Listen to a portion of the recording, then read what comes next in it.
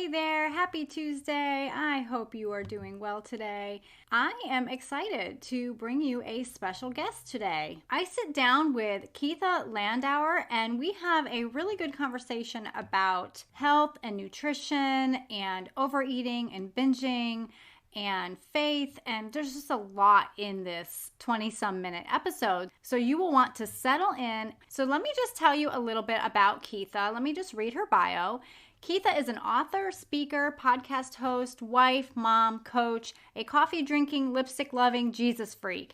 And after almost 30 years of battling her weight and eating dysfunction, she's won the war on her weight. She now has a passion to help other women do the same.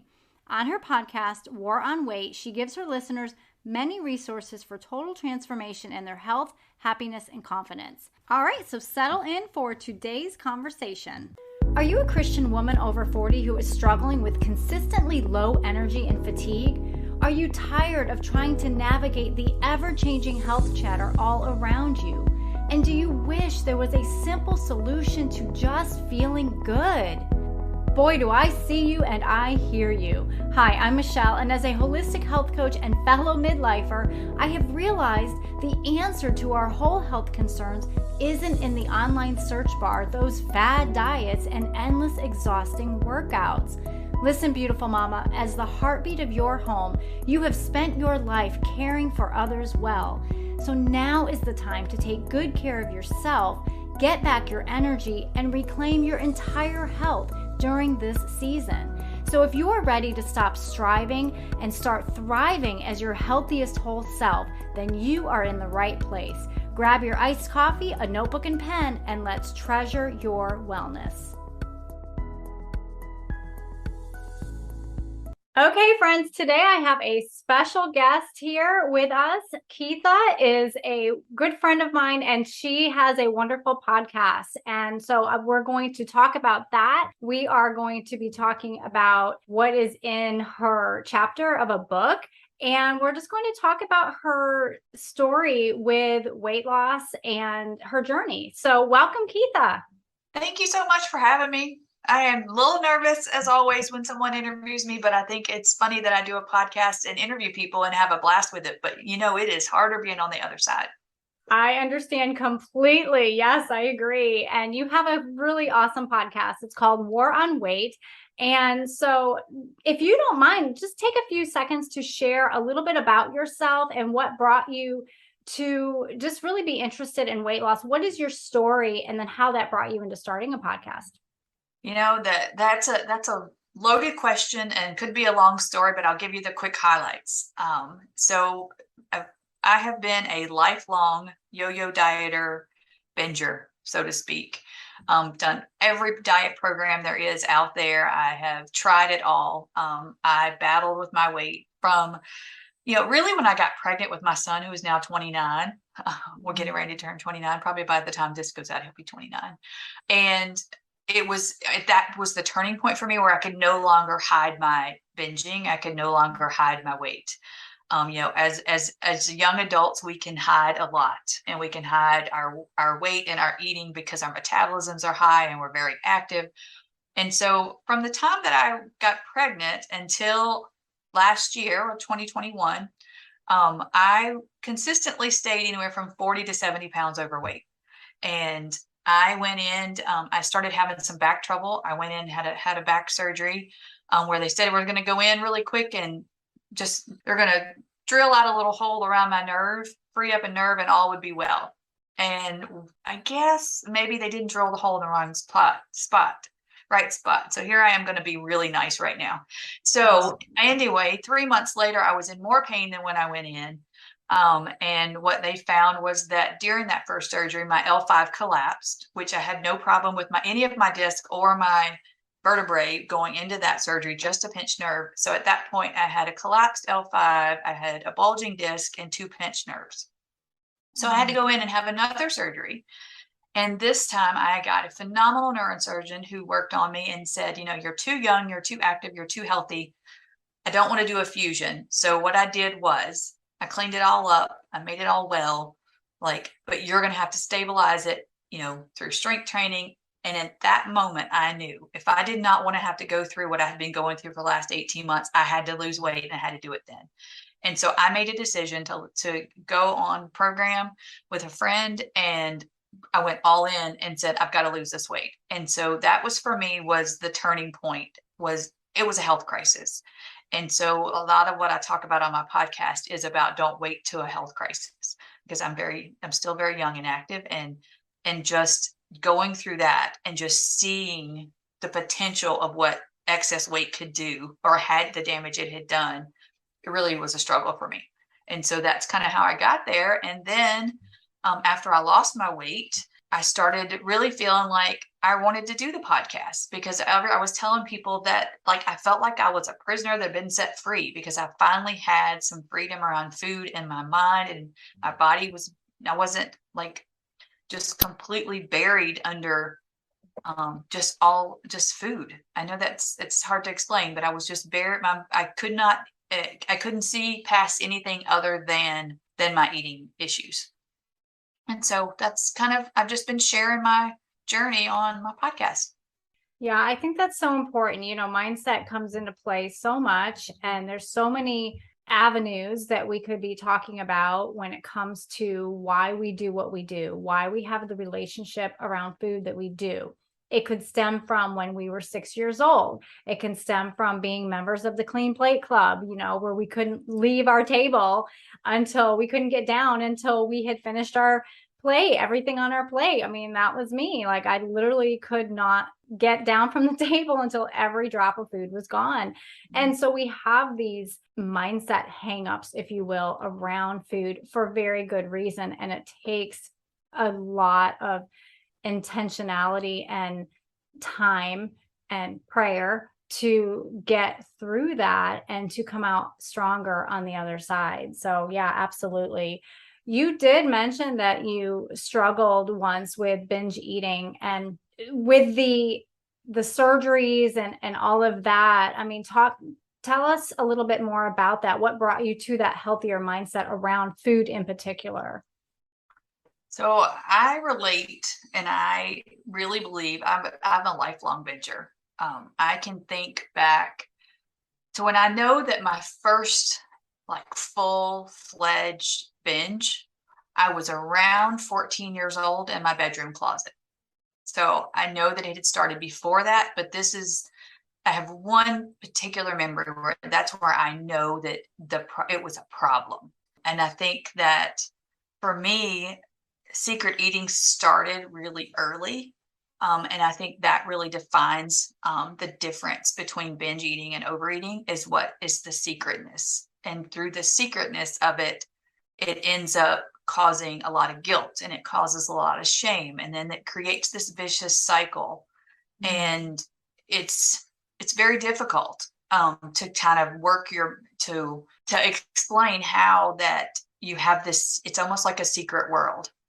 I've talked to many people who've struggled with other addictions, and a lot of it's the same.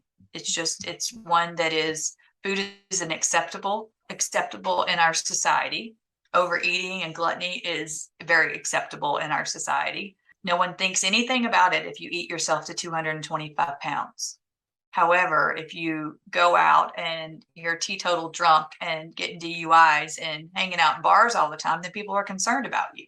But, or if you're starving yourself and losing the weight that you've binged, no one seems to be concerned. It's just it's an acceptable avenue. And I think for me, not only did I start binging early, I found Christ early. And so I had my faith as a balance to that. I think all the time, Lord knows what would have happened to me if I had not. But at the same time, it's a sin that I could do just right in public, and it was okay. That makes any sense. So I think for me, the binging started early. And for me, I started doing some classes and things like that around binging probably about 3 years ago. And I really had to identify some of those things that were causing me to turn to food. And it was, and there's a lot to that. And I think that everybody has their own story, and like you said, how it develops. I think for me, it began with secret eating, and then it turned into numbing of feelings and just not dealing with things. Yeah. So that's a really good explanation of the difference between overeating and binge eating. When you mentioned that you're doing it in secret, and then that brings feelings of remorse and shame and guilt and all of that.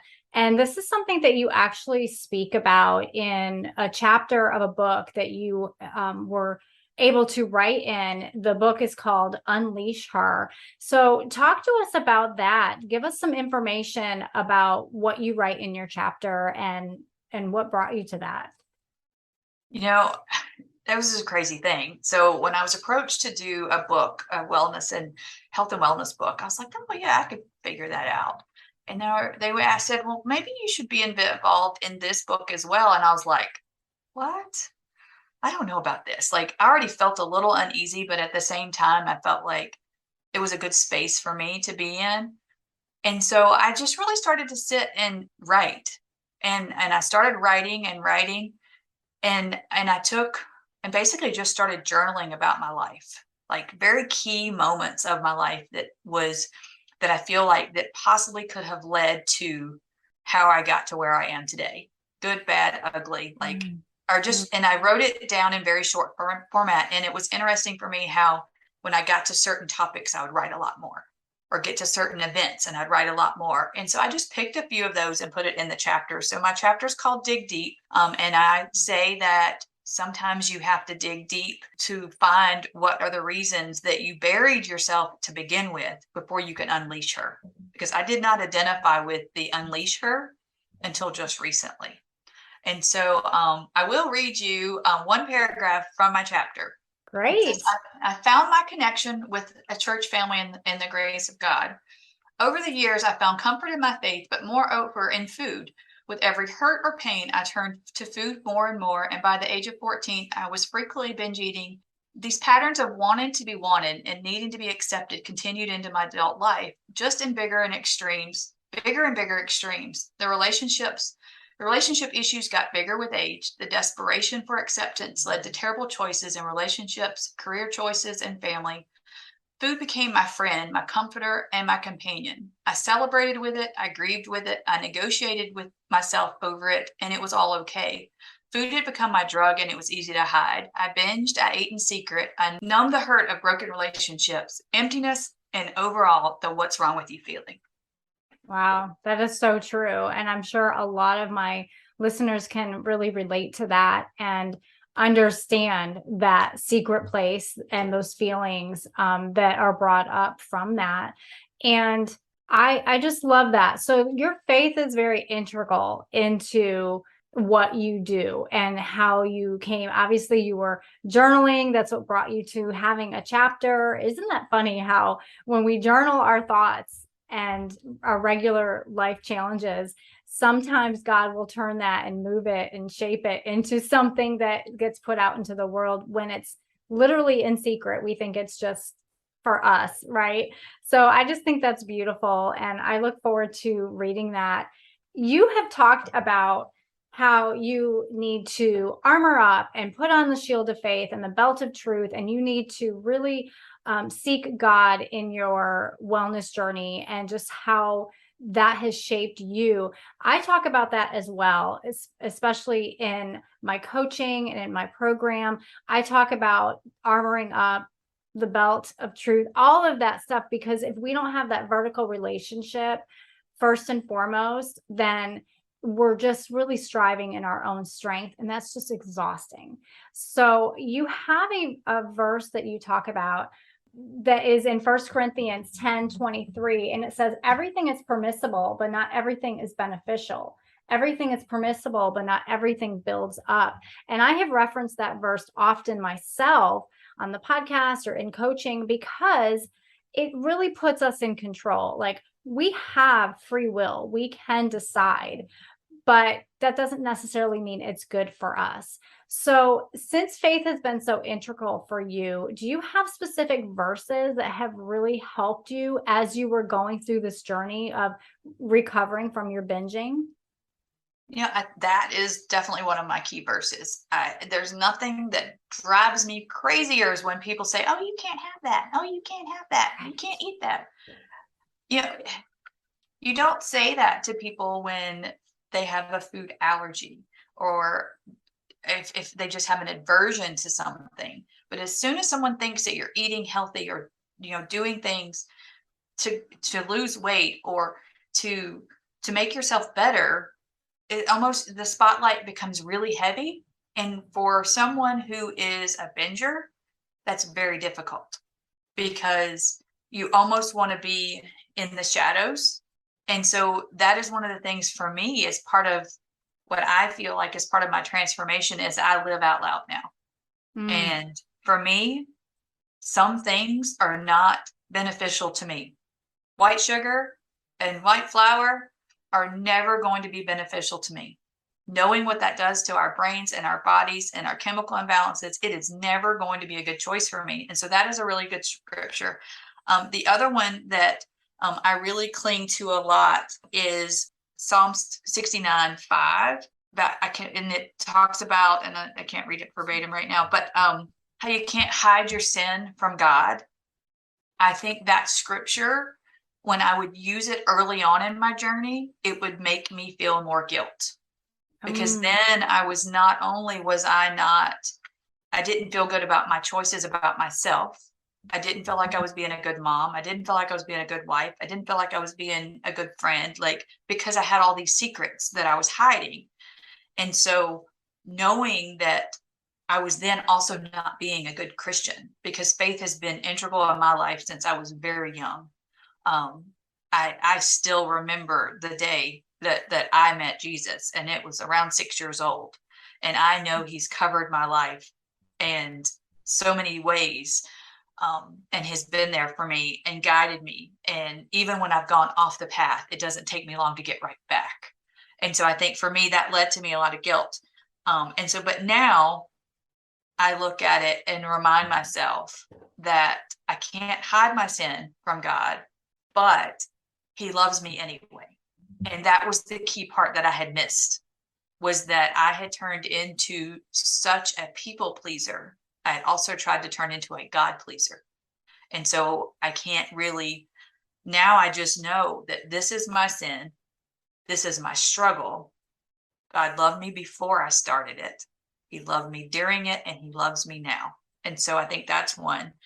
And then the other one is that whoever conceals their sin will not prosper, and those that reveal their who confesses their sin finds mercy. That for me is the biggest scripture I use around hiding my binging, is because that it just tells me that if there's something that you need to hide and hide to the depths of what, I mean, everybody has secrets and everybody has things they don't want the public to know, but you really have to know that you can't succeed and get past these type of issues if you keep them to yourselves and hide them. And so I remember I did a course with a coach that I absolutely adore, and I know she won't mind me saying her name, Jane Pilgner, and it was called Binge Better. And one of the things that she said to us in that course early on was find someone that you can tell. And she talked about how many years had gone by since she had even told her own husband. And all I could think was there is no one I can tell. And so I finally that day I texted someone and said, I really don't want any questions. I just want to be able to tell you that this is going on, and I'm going to text you and tell you what's going on, and that's all I'm going to do. Like that was it. I was like, okay, I'm going to do the baby step. And she honored that. And I love her for it, that she was able to see those text message and then say, do you need anything? Like, good for you. Like, glad you're doing it, because that is step one. So I think that for me, making sure that I speak openly about it has released a lot of that guilt. And the other thing that I also have found is since I've started speaking more openly about it is that I have learned I am definitely not alone. And I've been able to also help and encourage other women who also have the same struggle.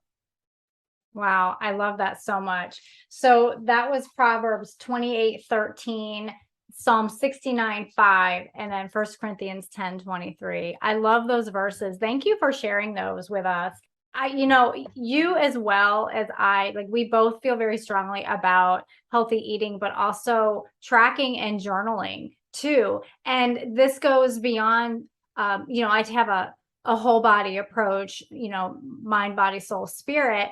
And so this might go beyond journaling just your food, but that's really important too. So, we might need to be journaling everything. Like I have a food, mood, poop journal that I talk about because you need to have I love it. Yeah. all of those details. You need to know how the food you're eating is reacting to you, how you're sleeping, all of that, a total whole health journal. But share with us how you use journaling as a tool, and what kind of information would you recommend that women start putting into? Maybe they don't really like to journal, but what kinds of information would be good for them to start journaling? I think journaling for me, and I'm sure that all of our listeners would agree that it goes through phases. Right. I've had times where I journaled a lot. I have times where I have stacks and stacks of journals from sermons that I would take notes at church or take notes at a sermon, and then I would write about it and I would journal about it. I think that's a really good place to start. Just your thoughts about scripture is a good place to start. The other thing that I absolutely love to do when my brain is just in overload and I can't figure out what's going on with me, like, have you ever felt like you're just all tied up in a knot and you don't even know what you need and what you don't need? And I just write down everything that's on my brain, like everything, all the random thoughts. A lot of people call it a brain dump. Mm-hmm. A lot of different coaches use that terminology. I find that that is so helpful that it just frees up your brain to think about a little bit of things. And I recommend that to a lot of my clients. Just do a brain dump. Like, a lot of them don't want to journal. For me, journal prompts have been a huge, really, really a huge help. I have lots and lots of devotional books and journal books that just have some journal prompts. And sometimes the questions you think, these are dumb questions. Like, why do I want to write about 3 flowers that I love? I mean, sometimes they're just really random, but it's amazing when you start to write what comes from it. And then I also do, I work with Maritza Para at Heartwork Journaling in her community, and she does doodling. So if you've ever done any type of doodle journaling, so my first thought was, I was very artistic when I was young, and I still do a lot of things from time to time, but I'm like, I can't really draw, but it's amazing how the doodling in your journaling brings out a lot more thoughts. And so I think first and foremost, like you were saying, that you can journal about everything. You could make a 16-page journal for a day of all the things that you need to do. But I think that, like we were talking about, the total body is that one, we talked about some healthy habits and sleep. I think tracking your sleep is really important, because when you're feeling off, or you're feeling like you're overeating, or you feel grumpy, like, just seeing it on paper or in an app or however you track it is so key. Because if you go 3 or 4 nights and don't sleep, the scale is up, you're hungry, like, it all plays a part. So I think sleep is one. Water is another one. So many different ways, like how you're going to track your water. I've done it crazy ways. I've done it traditional ways. Sometimes I put a ponytail holder around my water bottle and take it off every time I drink 20 ounces, all the way up to having 4 bottles lined up on top of our water cooler in the kitchen. And, just however you track it, I think hydration has to be tracked, because even now, after a good 2 years of me really trying to hydrate, if I don't track it, I still can fall short. And so I think that's one. So however you choose to track it. And then as far as food planning and food tracking, that just varies from person to person. How are Right. you going to track it? Are you going to track it by your calories? Are you going to track it by what you eat? Are you going to track it by food groups? I mean, there's so many different ways, I think. So I think that also, if you're intentional about your food plan and what you're putting into your body, that coming up with that plan and then tracking that plan to know that you're successful. Because sometimes we think, oh, I'm not doing it. I'm not doing this and I haven't done that. I find for myself that if I don't, that I know that even with my to-do list, for example, I have a tendency to say, I haven't gotten anything done. But if I was to write down everything I did during the day and then go, wow, I'm superwoman. How did I get all this done? So sometimes we think we don't want to write it down because we're going to see what we didn't do, but sometimes it shows a success. So I would think that really tracking basic habits towards your health goals, whatever they are, and then tracking just other things that you have going on, things that you want to make progress in, goals in your business or goals in your personal life or with your family, things that you have, like just to see it. And Right. then I think the last thing that I think can be super impactful for people is a prayer journal. Writing down things that you pray for and then having those there so that when you go back and look at it 6 months later, oh, that prayer was answered, because we forget. So if you don't Right. write them down, so I think though that to me is the most impactful, is just seeing all the blessings that we do get when you tend not to take them for granted. I agree completely, 100%. Right. And I never used to be a big journaler. Like I would start and stop, and that's life, but I with age I have decided that it really is helpful for me, and so I actually am enjoying that part of it now. So I love that. That's really good information. Well, this has been so fun, Keitha. Tell our listeners where they can find you, how can they can reach out to you, and just give us all the contact deets. Sure. So pretty much you can find me and get anything and everything you need about me and the services that I offer right now on coachkeatha.com. And so I've tried to keep it really clean and simple so that you can go there. You can send me a message there. You can listen to my podcast there. You can sign up for a free one-to-one session to talk to me about your options for coaching. It's all right there. And then I've Awesome. also got a linked a page on there by my favorite things, with some great books and things like that that you can find. Wonderful. Well, thanks so much for coming on, and it's been such a pleasure to have you. Thank you so much. Okay, friends, I hope you enjoyed today's conversation with Keitha.